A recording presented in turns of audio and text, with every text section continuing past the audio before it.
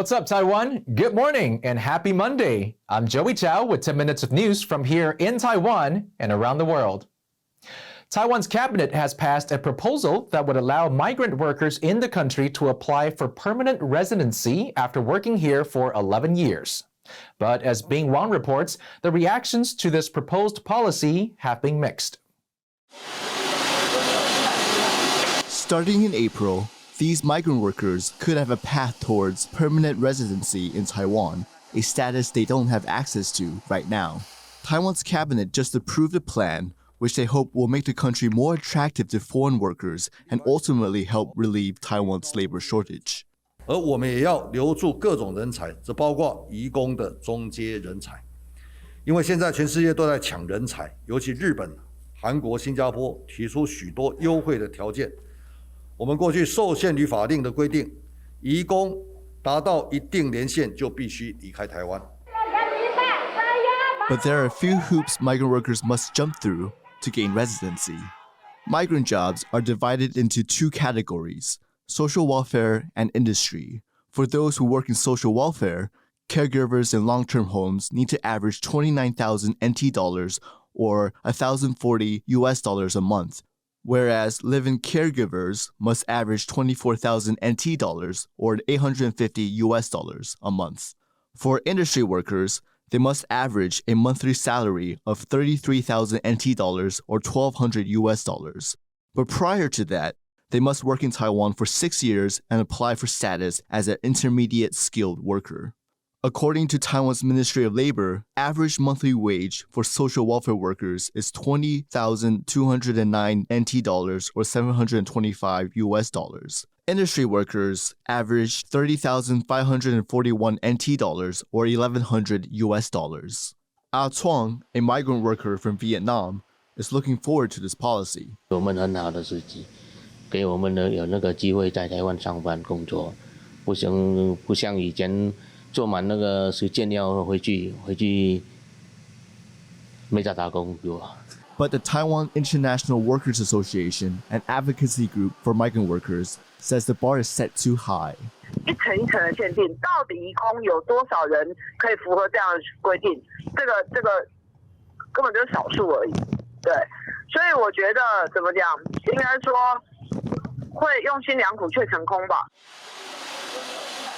For migrant workers like Chuang, it's welcome news regardless. Migrant workers are essential to Taiwan, and they hope this new policy is just the government's first step towards improving their overall conditions. James Raynor and Bing Wang for TaiwanPlus. Real wages in Taiwan fell for the first time in 5 years in 2021, and that's despite record export numbers and strong overall growth in the same period. In 2021, average monthly real wages across Taiwan were over 41,400 Taiwan dollars, or nearly $1,500. Adjusted for inflation, that's a fall of 0.04%. Taiwan's consumer price index, on the other hand, rose by nearly 2% in 2021. And that higher cost of everyday goods is cutting into the pay packages of Taiwan's workforce. By contrast, Taiwan's semiconductor giant TSMC announced this week average bonuses of just under $45,000, nearly twice Taiwan's average annual salary. The Winter Olympics wrapped up on Sunday night in Beijing, and Taiwan is taking stock of its performance this year. Weighing heavily on people's minds is the dilemma of Taiwan not being able to compete under its own name. Yin Kavet explains. Snow and ice.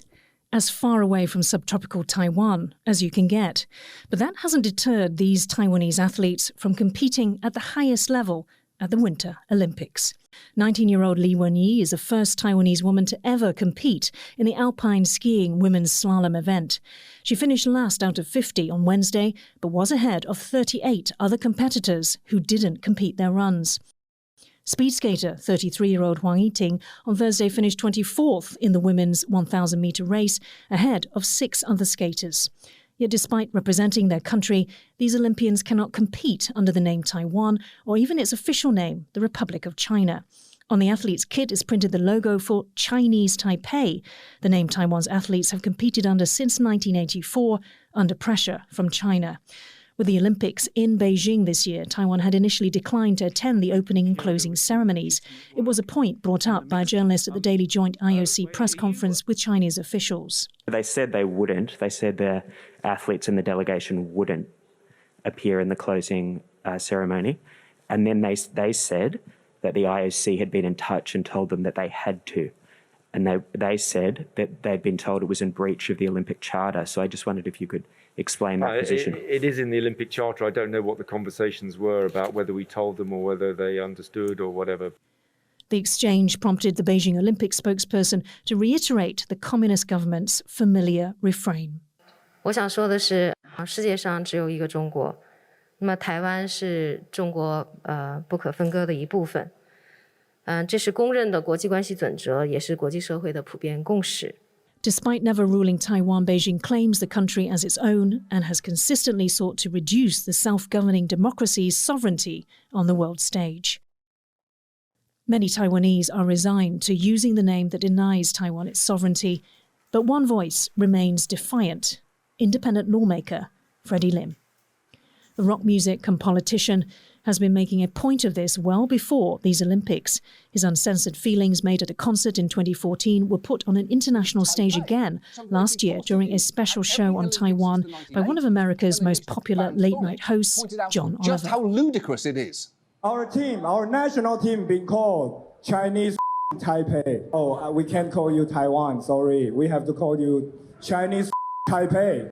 And more recently, in an interview with TaiwanPlus. I still feel very unfair that we use that name and cannot have the equal rights as the other NOC, National Olympic Committees. So I hope that in near future we can change that. But with these Olympics putting China firmly on the world stage, trying to find a place for itself in world bodies has been a monumental uphill battle for Taiwan against China's influence. Patrick Chen and Ian Kavat for TaiwanPlus. Guinness World Records has confirmed a very interesting new record: the world's heaviest strawberry. Eric Gao takes a good look at this juicy story. It was a bumper year for Israeli strawberry farmer Chou Ariel, owner of the Strawberries in the Field plantation. He grew a record-breaking fruit that weighs 289 grams, or about as much as a large grapefruit. טוב, אז בשנה שעברה, בתחילת העונה, השדה פה היה ממש מדהים, הפריחה הייתה מאוד גדולה, ואנחנו ראינו שיש פה משהו מדהים, ועקבנו אחרי השדה ואחרי ההתקדמות של התותים, וכשהתותים גדלו והגיעו לגודל גדול, אז מאוד התלהבנו שיש לנו תותים גדולים, ושיווקנו אותם, וצילמנו ושלחנו לחברים, ובמקרה איזה חבר, הוא ראה את הגודל של התות, והנכדים שלו, בדקו בגינס וראו שהתותים שלנו שוברים את צי גינס. This variety of strawberry is known as elan, and its development is linked closely to temperature.